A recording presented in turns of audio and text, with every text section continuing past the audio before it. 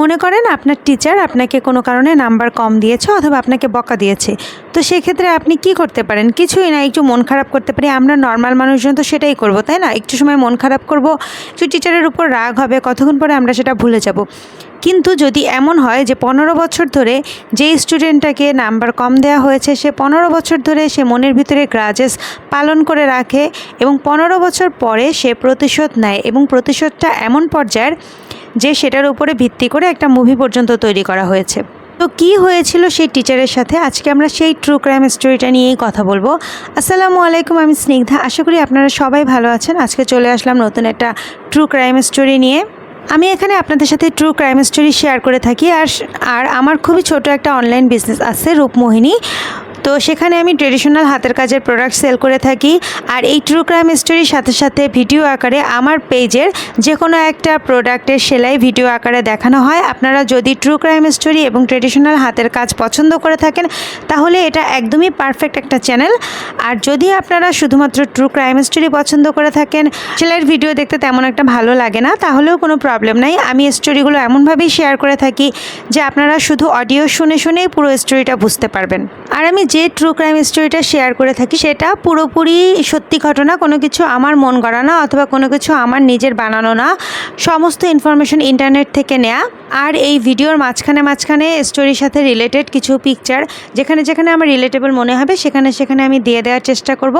আর যেই প্রোডাক্টের সেলাইয়ের ভিডিও দেখানো হয় সেই প্রোডাক্টটি কমপ্লিট হওয়ার পরে যে পুরো পিকচার সেটাও ভিডিও শেষে দেয়া থাকবে। ডেসক্রিপশনে আমার পেজের লিঙ্ক দেয়া থাকবে, আপনারা চাইলে ঘুরে আসতে পারেন। আশা করি আপনাদের অবশ্যই ভালো লাগবে।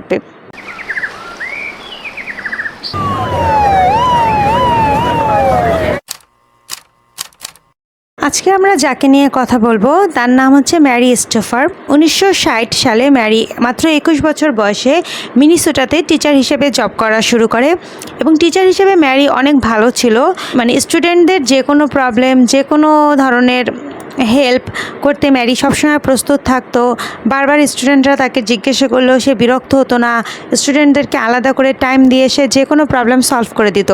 টিচার হিসেবে জব করতে করতে ম্যারির বিয়ে হয়ে যায় একজন যাজকের সাথে এবং তাদের দুটো বেবি হয়, একটা ছেলেবাবু একটা মেয়েবাবু। তো ম্যারির হাজব্যান্ড যথেষ্ট ভালো ছিল, তাদের সংসার খুব হাসি খুশিভাবে চলছিল, ছেলেমেয়েরা বড় হতে থাকে। তো এরকমভাবে সংসার খুব ভালোভাবে চলতে চলতে চলে আসে 1980 সাল। ম্যারির ফ্যামিলির ব্যাপারে আর ম্যারির হাজব্যান্ডের ফ্যামিলির ব্যাপারে যেটা বলতে হয় যে তারা সবাই খুব বেশি ডিভোটেড খ্রিস্টান ছিল, একদম কট্টর খ্রিস্টান যেটা বলতে হয়। আর তারা ম্যারি আর ম্যারির হাজব্যান্ড মাঝে মাঝেই ফিলিপিনে যেত। তারা তাদের ধর্মীয় একটা রিচুয়াল পালন করার জন্য ফিলিপিনে যেত। তো এরকমভাবে 1980 সালে তারা চিন্তা করে যে এবার তারা ফিলিপিনে যাবে এবং 4 বছরের জন্য যাবে। এবার তারা 4 বছর ফিলিপিনে থাকবে, তাদের ধর্মীয় যে নিয়মকানুন এগুলো পালন করবে, তারপরে আবার মিনিসোটাতে এসে আবার রেগুলার তাদের যে লাইফস্টাইল এটা পালন করতে থাকবে। তো তারা দিন ঠিক করে হচ্ছে 20 মে, 1980 সালের 20 মেতে তারা ফিলিপিনের উদ্দেশ্যে রওনা হবে। তো এর আগে যেহেতু তারা 4 বছরের জন্য যাচ্ছে, তাদের অনেক ধরনের প্রস্তুতি, অনেক ধরনের গুছকাজ এগুলো কিন্তু করা লাগে। তো আজকে দিন হচ্ছে 16 তারিখ, মে মাসের 16 তারিখ। তো মে মাসের 16 তারিখে ম্যারি তার ছেলেকে, 6 বছর বয়সী ছেলে, তাকে কিন্ডারগার্টেন থেকে বাসায় নিয়ে আসে। বাসায় নিয়ে আসার পরে যেহেতু 20 তারিখে তাদের ফ্লাইট, সে আর তার মেয়ে 8 বছর বয়সী বেথ। তো বেথকে নিয়ে ম্যারি চিন্তা করে যে একটু স্যালনে যাবে, স্যালনে গিয়ে তারা একটু হেয়ার কাট করবে। তো এই কারণে ম্যারি আর ম্যারির মেয়ে স্যালনে যায়। স্যালনে গিয়ে চুল কেটে স্যালন থেকে তারা দুপুর 1:30টার দিকে বের হয়। তো বের হয়ে ম্যারির গাড়ি স্যালনের সামনে যে রাস্তার ওপাশে পার্কিংয়ে পার্ক করা ছিল। তো ম্যারি স্যালন থেকে বেরোয়ে বেথকে নিয়ে তো গাড়ির দিকে যেতে থাকে। তো এর মধ্যে একটা লোক তার পিছনে এসে তার গায়ে বন্দুক ধরে বলতে থাকে যে, বন্দুক ধরে কখন, যখন ম্যারি গাড়িতে উঠবে তখন, মানে স্যালন থেকে বের হয়ে হেঁটে হেঁটে গাড়ি পর্যন্ত গিয়ে গাড়িতে উঠবে ম্যারি। তো তখনই তার পিছনে ওই লোকটা এসে পিস্তল ধরে ম্যারিকে বলে যে চুপচাপ গাড়িতে ওঠো, কোনো চিৎকার করবা না, কিছু বলবা না, তাহলে আমি কিন্তু ট্রিগার টিপে দিব। তো হচ্ছে ম্যারিও ভয়ে একদম চুপ হয়ে যায় আর বেথও অনেক ভয় পেতে থাকে। তো ম্যারি আর বেথ দুজনেই গাড়িতে ওঠে আর ওই লোকটাও ম্যারির পাশে ড্রাইভিং সিটের পাশে প্যাসেঞ্জার সিটে বসে আর ম্যারিকে হচ্ছে ড্রাইভিং সিটে বসতে বলে আর বেথকে পিছনের সিটে বসতে বলে। তো তারপরে গাড়িতে ওঠার পরে ম্যারিকে বলে যে চুপচাপ গাড়ি চালাও, কোনো চিৎকার করবা না। এখন এই লোকটা হচ্ছে ম্যারিকে ডিরেকশন বলতেছিল যে তুমি এদিকে এদিকে চালাবা, চুপচাপ আমি যেদিকে যেদিকে বলে দিব সেদিকে সেদিকে গাড়ি চালাবা। তো ম্যারির কিছু করা ছিল না, কারণ ম্যারির দিকে লোকটা পিস্তল তাক করেছিল। তো ম্যারিকে যেদিকে যেদিকে বলতেছিল, ম্যারিকে যেদিকে যেদিকে ডিরেকশন দিচ্ছিল লোকটা, ম্যারি সেদিকে সেদিকে ঠিক গাড়ি চালাচ্ছিল সেই রাস্তা দিয়ে। তো একটা সময় মোড়ে হচ্ছে পুলিশের গাড়ি দেখতে পায়, পুলিশ দেখতে পায়। তো দেখে ম্যারি চিন্তা করতে থাকে যে এখন তো চিৎকার করা যাবে, এই পুলিশের থেকে সে হেল্প নিতে পারবে। কিন্তু লোকটাও যখন পুলিশকে দেখে ফেলে, তখন লোকটা তার আগেই ম্যারিকে বলে যে তুমি চিৎকার করবে না, তুমি যদি পুলিশের দিকে কোনো রকম ইশারা করো অথবা কোনোভাবে হেল্প নিতে চাও, তাহলে আমি সাথে সাথে কিন্তু পিস্তল চেপে দিব, মানে গুলি করে দিব তোমাকে এবং তোমার মেয়েকে। তারপরে আমার সাথে যা হয় হবে, কারণ আমি তো ধরা পড়বই। এই কারণে তোমাদেরকে মেরে আমি ধরা পড়বো, যদি ধরা পড়তে হয় তাহলে তোমাদেরকে মেরে তারপরে আমি ধরা পড়বো। তো ম্যারিও বাধ্য হয়ে, মানে লোকটার কথা শুনে ম্যারিও বাধ্য হয়ে চুপচাপ পুলিশের সামনে দিয়ে একদম চুপচাপ নর্মালভাবে চলে যায়। তো পুলিশও কিছু বুঝতে পারে না, আর ম্যারিরও তো সব যত আশা, মানে হেল্প নেওয়ার যে একটা আশা ছিল সেটাও ওখানেই শেষ হয়ে যায়। তো এরকমভাবে গাড়ি চলতে চলতে তো ম্যারি ওই লোকটা যেদিকে যেদিকে বলতেছিল ওদিকে গাড়ি চালাতে চালাতে অনেকক্ষণ পরে অনেক রাস্তা ঘুরে একটা জঙ্গলের পাশে এসে একটা নির্জন জায়গা, আশেপাশে কেউ ছিল না, ওখানে আসার পরে লোকটা বলে যে এখন গাড়ি থামাও। তারপরে ম্যারি গাড়ি থামায়। এরপরে লোকটা গাড়ি থেকে বের হয়, গাড়ি থেকে বের হয়ে ম্যারির সাইডের দরজা খুলে ম্যারিকে গাড়ি থেকে বের করে এবং বেথকেও গাড়ি থেকে বের করে। তো ম্যারি ভাবতেছিল যে লোকটা মনে হয় গাড়ি চুরি করবে, এই কারণে ম্যারি আর বেথকে এখানে রেখে সে গাড়ি নিয়ে পালিয়ে চলে যাবে। কিন্তু না, এই পর্যায়ে লোকটা ম্যারিকে অবাক করে দিয়ে বলে যে মানে গাড়ির ডিকি খুলে তারপর হচ্ছে ম্যারিকে আর বেথকে বলে যে ডিকির ভিতরে ঢুকতে। তো ডিকি তো অনেক ছোট, তাই না? তো ম্যারি আর বেথের জন্য অনেক প্রবলেম হয়ে যাবে ভিতরে ঢুকতে। তো ম্যারি বলতে থাকে যে না, এটা তো অনেক ছোট, তুমি কী বলতেছো, আমরা কেন ভিতরে ঢুকবো? তো মানে ম্যারি আর কি চিল্লানোর চেষ্টা করে। তো লোকটা তখনও আবার পিস্তল দেখায় তাদেরকে ভয় পাওয়ায়, আর পিস্তল দেখায় যেহেতু ম্যারি চিৎকার করতেছিল আর বেথও কান্নাকাটি করতেছিল, এই কারণে লোকটা হচ্ছে ওদের দুজনের হাত এবং মুখ ডাকটেপ দিয়ে বেঁধে ফেলে।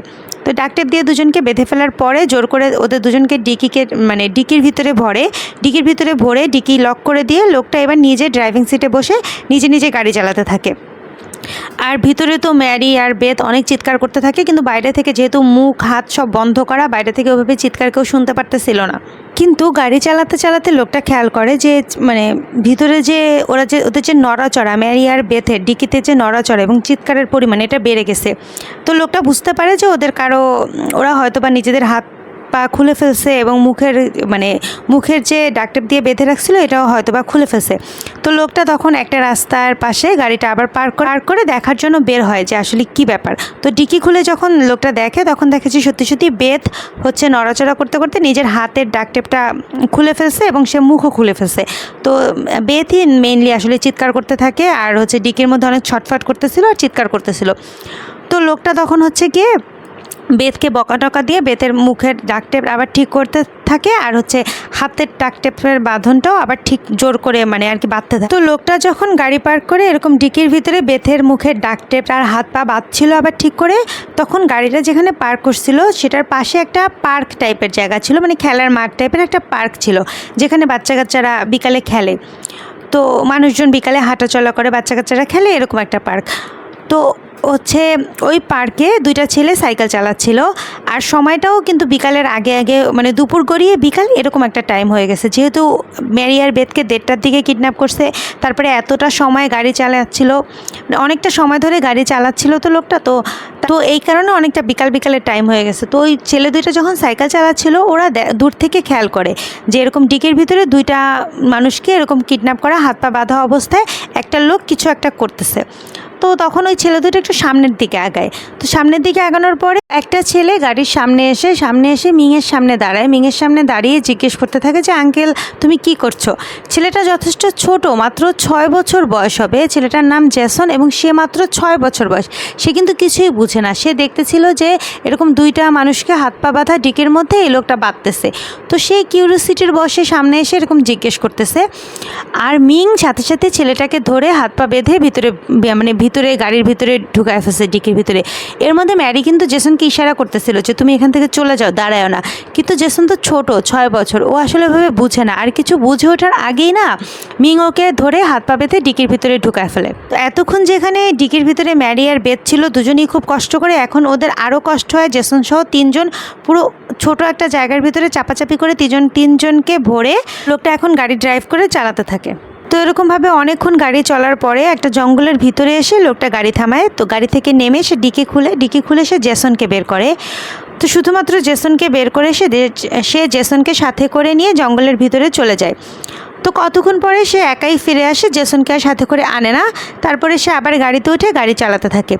তো ম্যারি যখন দেখে যে ডিকির ভিতরে জেসন নেই, লোকটা একাই এসে গাড়ি চালাতে থাকে, তখন ম্যারি অনেক চিৎকার করতে থাকে যে জেসন কোথায়, জেসন কোথায়। ওভাবে তো মুখ বাঁধা, কিন্তু তারপরও মানে আর কি ওভাবে চিৎকার করতে থাকে আর অনেক হাত পা নাড়তে থাকে। তো লোকটা বুঝতে পারে যে ম্যারি জেসনের জন্য এরকম চিৎকার করতেছিল। তো লোকটা তখন ম্যারিকে বলে যে জেসন আসে, জেসনকে আমি ফ্রি করে দিয়েছি, ও নিজের বাসায় চলে যাবে, সমস্যা নেই, ওকে আমি ছেড়ে দিয়ে আসছি। তো এটা শোনার পরে ম্যারি কিছুটা রিল্যাক্স হয় যে থাক, মানে জেসনের সাথে অ্যাটলিস্ট খারাপ কিছু হয় নাই, জেসন নিজের বাসায় ফিরে চলে যাবে। তো অনেকক্ষণ গাড়ি চালানোর পরে লোকটা আবার গাড়ি থামায় একটা জায়গায়। তো তখন ম্যারি একটু ভয় পেয়ে যায় যে আবার কেন লোকটা গাড়ি থামাচ্ছে, এবার লোকটা কি করবে। তো লোকটা তখন গাড়ি থামিয়ে গাড়ি থেকে বের হয়ে তো ডিকি খুলে ম্যারি আর বেথকে বের করে সামনে একটা ভ্যান দেখায় দেয় এবং ভ্যানটা দেখায় বলে যে এই ভ্যানের ভিতরে গিয়ে বসতে। তো ম্যারি আর বেথ গিয়ে ভ্যানের ভিতরে বসে, ম্যারির গাড়িটা ওখানেই ফেলে রেখে লোকটাও এই ভ্যানে গিয়ে বসে ভ্যান ড্রাইভ করে এবার চালাতে থাকে। তো অনেক দূর চালাতে লোকটা এবার নিজের বাসায় গিয়ে, বউটা অনেক দূরে ছিল শহর থেকে, তো সেখানে গিয়ে পৌঁছায়। সেখানে গিয়ে পৌঁছানোর পরে ম্যারি আর বেথকে গাড়ি থেকে বের করে, ওই ভ্যান থেকে বের করে আর কি বাড়ির ভিতরে ঢুকায়। তো লোকটার বাড়ির ভিতরে ঢোকার পরে ম্যারি বাড়ির ভিতরে যে সিচুয়েশন, এটা দেখে ম্যারি পুরো অবাক হয়ে যায়। কারণ এই লোকটা এই যে কিডন্যাপিংয়ের প্ল্যান, এটা অনেক আগে থেকে করতেছিল এবং এরা মানে হঠাৎ করে যে কিডন্যাপ করছে এরকম না, লোকটা অনেক দিন থেকে ম্যারি আর বেথকে কিডন্যাপ করার জন্য প্ল্যান করছিল। এটা ঘরের ভিতরে জিনিসপাতি দেখে বোঝা যাচ্ছে। লোকটা ম্যারি আর বেথকে ঘরের ভিতরে ঢুকানোর পরে একটা চেইন দিয়ে বানানো টাইপের কিছু একটা নিয়ে আসে, যেটা হচ্ছে চেইন আর তার দিয়ে বানানো ছিল এমন একটা জিনিস যেটা দিয়ে একটা লোককে অথবা মানে একটা মানুষের গায়ে পড়ালে সে মানুষটা পুরোপুরি লক হয়ে যাবে, সে মানে তার শরীর হাত পা কোথাও নাড়াতে পারবে না, এরকমভাবে একটা চেইন আর হচ্ছে তার দিয়ে এরকম একটা জিনিস তৈরি করেছে। আমি এটার একটা ছবি দিয়ে দেওয়ার চেষ্টা করব, আপনারা দেখলে বুঝতে পারবেন যে এটা পরার পরে যাকে পরানো হবে সে কোনোভাবেই আর নড়াচড়া করতে পারবে না, পুরোপুরি লক হয়ে যাবে। এবং তারপরে ম্যারি আর বেথকে এরকম এই জিনিসটা পরানোর পরে যখন ম্যারি আর বেথ পুরোপুরি নিজে লক হয়ে যায়, তারপরে হচ্ছে ম্যারি আর বেথকে দুটো আলমারি বানিয়ে রাখছিল, মানে ম্যারি আর বেথকে রাখার জন্য, লক করে রাখার জন্য সে অলরেডি দুটো আলমারি পর্যন্ত বানিয়ে রাখছিল। এবং সে আলমারির ভিতরে এই যে চেইন টাইপের জিনিসটা যে বানিয়েছে না, এইটা লাগায় রাখার জন্য আলাদাভাবে লক টাইপের সিস্টেম করা আছে। তো ম্যারি আর বেথকে ওই আলমারির ভিতরে ঢুকায় রাখে, দুজনকে দুইটা আলমারির ভিতরে। এবং আলমারির ভিতরে ওরা দাঁড়ানো ছিল, দাঁড়ায় মানে বসা টসার কোনো সিস্টেম ছিল না, তারপরে ওই যেই চেইন তার দিয়ে যেটা বানানো ওইটা যে পড়া ছিল ওইটা হচ্ছে ওই আলমারির সাথে লাগায় তারপর বাইরে থেকে আলমারির দরজা লক করে দেয়। এবং ম্যারি আর বেথকে বলে যে এইখানেই হচ্ছে তোমাদের জীবন, আজকে থেকে তোমরা এখানেই থাকবা, এভাবেই দাঁড়ায় ঘুমাবা, এভাবেই দাঁড়ায় থাকতে হবে সবসময়, মানে বসা যাবে না, শোয়া যাবে না, এরকম ঘুমটুম এরকম দাঁড়ায় করতে হবে। তো 16 তারিখ সারা রাত ম্যারি আর বেথ এরকম আলমারির ভিতরে দাঁড়ায় ছিল বন্দি অবস্থায়। লোকটা ওদেরকে বন্দি করে রেখে এরকম তোমরা এরকমই থাকবা এইসব বলে টলে দিয়ে চলে গেছে ঘুমানোর জন্য। তো সারা রাত ম্যারি আর বেথ এরকমভাবেই বন্দি রয়েছে, ওদের তো আর কিছু করার নেই। তো পরদিন সকালবেলা 17 তারিখ সকালবেলা এই লোকটা ঘুম থেকে উঠে ম্যারি আর বেথের কাছে আসে, আলমারি খুলে ম্যারি আর বেথকে বের করে। ম্যারি আর বেথ তো সারা রাত এরকম হাত পা বাঁধা অবস্থায় আলমারির মধ্যে দাঁড়ায় লক ছিল। তো বের করে ওদের হাতে একটা কাগজ ধরায় দেয়, মানে কাগজের মধ্যে ম্যারি আর বেথের জন্য রুলস লেখা ছিল, কি রুলস এখানে তাদের জন্য ফলো করতে হবে সেটা। রুলসের মধ্যে লেখা ছিল যে সপ্তাহে একদিন তারা গোসল করতে পারবে, দিনে একবার মাত্র তারা খাবার খাবে এবং দিনে একবার মাত্র তারা বাথরুম ব্যবহার করতে পারবে, এর চেয়ে বেশি কিছু তারা সুযোগ সুবিধা পাবে না। কিন্তু এরকম সিচুয়েশনের মধ্যেও ম্যারি যখন এগুলো শুনতেছিল তখনও কিন্তু তার মাথায় চিন্তা ছিল যে জেসনের কি হয়েছে, ও যতই রিল্যাক্স করুক তারপরও কিন্তু মানে ওই যে লোকটার কথা শুনে রিল্যাক্স করছিল যে ওকে ছেড়ে দিছে, তারপর আবারও ও লোকটাকে জিজ্ঞেস করে যে জেসনের সাথে তুমি কি করছো। তখনও ওই লোকটা আবার বলে যে না, জেসনের সাথে কিছু করি না, জেসনকে আমি ছেড়ে দিছি, জেসন হয়তো বা বাসায় চলেও গেছে। ম্যারি আর বেথের আর কিছু করার থাকে না, এরকমই ওরা ওই লোকটার রুলস মতো মানে লাইফ চুপ করেই বসে থাকে আর কি, রুলস শুনে চুপ করেই বসে থাকে। তো তারপরে 17 তারিখ দুপুরবেলা লোকটা হচ্ছে ম্যারি আর বেথকে আবার একবার বের করে ওদের দুজনকে খাবার খাওয়ায়। একবেলা যেহেতু খাবার খাওয়াবে জন্য দুপুরবেলা ওদের দুজনকে খাবার খাওয়ায় সে আবার দুজনকে ভিতরে লক করে দেয়। লক করে লোকটা আবার চলে যায়। তো এরপর বিকালবেলা লোকটা আবার এসে আলমারি খুলে শুধুমাত্র ম্যারিকে বের করে। শুধুমাত্র ম্যারিকে বের করে ওই যে আলমারির সাথে ওই যে চেইন টাইপের জিনিসটা, ওইটার যে লক ছিল ওইটা খুলে। তো ম্যারির গায়ে কিন্তু ওইটা এখনও পরানো ছিল, যেই লক টাইপের চেইন আর তার দিয়ে বানানো ওইটা পরানো ছিল, শুধুমাত্র আলমারি থেকে খুলছে, মানে আলমারি থেকে শুধুমাত্র ম্যারিকে আলাদা করছে। তো করে তারপর হচ্ছে ম্যারিকে ওইটা পরানো অবস্থায় রুমে নিয়ে গেছে, লোকটার যে রুম ওই রুমে নিয়ে গেছে। ওই রুমে গিয়ে ওখানে একটা চেয়ার ছিল যেটা আবার আলাদা করে শিকল টিকল দিয়ে বাঁধা ছিল। তো ওই চেয়ারের উপরে ম্যারিকে বসানোর পরে ম্যারিকে লক করে দেয়। তো লক করে দেওয়ার পরে ওই লোকটা হচ্ছে সামনে একটা ক্যামেরা সেট করে ক্যামেরার পিছনে নিজে বসে ম্যারিকে এবার সে রেকর্ড করতেছে, ভিডিওর মতো করে ম্যারিকে রেকর্ড করতে, ম্যারির সাথে ইন্টারভিউ সেশনের মতো একটা সেশন করা শুরু করে। তো ভিডিও শুরু করার পরে, ক্যামেরা অন করার পরে ভিডিও শুরুতেই ম্যারিকে আর কি লোকটা বলে যে সবাইয়ের উদ্দেশ্যে হ্যালো বলার জন্য। লোকটা যেরকমভাবে বলে দেয় সেরকমভাবে আর কি ম্যারি সবার উদ্দেশ্যে হ্যালো ট্যালো বলার পরে তারপরে হচ্ছে লোকটা ম্যারিকে কোশ্চেন করে যে তুমি কি আমাকে চেনো? তো ম্যারি তারপরে বলে যে না, আমি তোমাকে চিনি না। আর ম্যারির মুখে না শোনার সাথে সাথে লোকটা পুরোপুরি তেলে বেগুনে জ্বলে ওঠে যে কি, তুমি আমাকে চেনো না? তোমার কারণে আমার লাইফটা পুরো হেল হয়ে গেছে, আমি কোনো ভালো পজিশনে যেতে পারিনি, আর তুমি বলতেছো তুমি আমাকে চেনো না? তো ম্যারি অবাক হয়ে যায় যে না, আমি তোমাকে সত্যিই চিনি না, আমার কারণে তোমার লাইফ কিভাবে হেল হয়ে গেল? তো তখন লোকটা ম্যারিকে যা বলে যে 15 বছর আগে লোকটা যখন 9th ক্লাসে পড়তো তখন ম্যারি ওর ম্যাথের টিচার ছিল। তো 9-এর ফাইনাল এক্সামে ম্যারি ওকে ম্যাথমেটিক্সে বি দেয়। তো বি গ্রেড দেওয়ার কারণে ও কোনো ভালো জায়গায় জব করতে পারে নাই, মানে কোনো ভালো ইনস্টিটিউশনে ভর্তি হতে পারে নাই, ভালো জায়গায় জব পায় নাই। তো এইসব বলতে থাকে যে তোমার কারণে আমার এরকম হয়েছে, আমি কোনো ভালো জায়গায় ভর্তি হতে পারি নাই, অ্যাডমিশন নিতে পারি নাই ভালো স্কুলে, ভালো কলেজে, তারপরে ভালো জায়গায় জব করতে পারি নাই, বাধ্য হয়ে আমাকে ভিয়েতনামের ওয়ারে অংশগ্রহণ করা লাগছিল। এই সব কিছুর পিছনে তুমি দেয়, তোমার কারণে আজকে আমার লাইফের অবস্থা এরকম। তো ম্যারি তখন বলতে থাকে যে তুমি নিশ্চয়ই বি গ্রেড পাওয়ার মতো এক্সাম দিছিলা, কারণ আমি তো অনেক স্টুডেন্টকে ফেলও করাইছি, যে যেরকম পড়াশোনা করছে সে তো সেরকম নাম্বারই পাইছে, তাই না? আমি তো ইচ্ছা করে তোমাকে আলাদা করে তোমাকে চিনে রেখে তো আর নাম্বার দিই নেই। লোকটা কিছুই শুনতেছিল না, সে বারবার ম্যারিকেই ব্লেম করতেছিল। আর এত কিছু বলার পরও যখন ম্যারি এই লোকটাকে চিনতে পারতেছিল না, তখন লোকটা ম্যারির সামনে একটা ছবি এনে রাখে। ছবিটা 15 বছর আগের, আর ওই ছবিটাতে ম্যারি দেখতে পারে যে ম্যারি সহ কয়েকজন টিচার ওই ছবির ভিতরে আছে, আর পিছনে কয়েকজন স্টুডেন্ট। এবং লোকটা তখন ওই স্টুডেন্টদের ভিতর থেকে এই লোকটাকে খুঁজে বের করার কথা, মানে খুঁজে বের করতে বলে আর কি ম্যারিকে। তো এই লোকটার নাম আসলে হচ্ছে মিং সেন শুই। এই লোকটার বয়স হচ্ছে 29 বছর। তো 15 বছর আগে লোকটা যখন 14 বছর বয়স ছিল তখন ম্যারি ওর ম্যাথের টিচার ছিল এবং ওকে কোনো কারণে বি গ্রেড দেয় ম্যারি। সেই রাগটা হচ্ছে লোকটা ম্যারির উপরে এত বছর ধরে রাখছে এবং এখন সেটার প্রতিশোধ সে ম্যারির উপরে নিচ্ছে। আর এই মিং 1950 সালের 15 অক্টোবরে তাইওয়ানে জন্মগ্রহণ করে। তারপর হচ্ছে ওর বাবা মা হচ্ছে ওকে নিয়ে ইলিগালভাবে আমেরিকায় শিফট হয়। তো আমেরিকায় শিফট হওয়ার পরে ওর বাবা এখানে পড়াশোনা করার পরে একটা ইউনিভার্সিটিতে টিচার হিসেবে জয়েন করে। তো ওর বাবাও কিন্তু টিচার ছিল, আর এই ছেলেটা কিন্তু টিচারের সাথেই এখন প্রতিশোধ নিতেছে।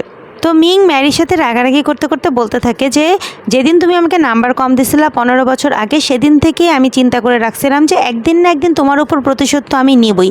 আর এই 15 বছর ধরে তোমার উপর প্রতিশোধ নেওয়ার যে প্রিপারেশন সেটা আমি নিছি আস্তে আস্তে করে। আর সত্যি ওর যে এই 15 বছর ধরে যে ওর প্রিপারেশন ছিল প্রতিশোধ নেওয়ার, এই কিডন্যাপ করার, এইটা শুনলে যে কেউ সত্যি যে কেউ অবাক হয়ে যাবে। আর মিং আসলে ম্যারির সাথে প্রতিশোধ নেওয়ার জন্য এই 15 বছর ধরে কি করেছে, আর সামনেই বা সে ম্যারি আর বেথের সাথে কি করবে, সেগুলো সবই আমরা জানবো নেক্সট পার্টে। আর নেক্সট পার্ট 2-3 দিনের ভিতরেই চলে আসবে। এই স্টোরির কিছু টুইস্টেড ব্যাপার কিন্তু নেক্সট পার্টে থাকবে, তো সেজন্য নেক্সট পার্টটি মিস করা যাবে না। আর নেক্সট পার্টের নোটিফিকেশন পাওয়ার জন্য অবশ্যই আমার চ্যানেলটি সাবস্ক্রাইব করে রাখবেন। আর শীঘ্রই চলে আসবো নেক্সট পার্ট নিয়ে, ততদিন ভালো থাকবেন। আল্লাহ হাফেজ।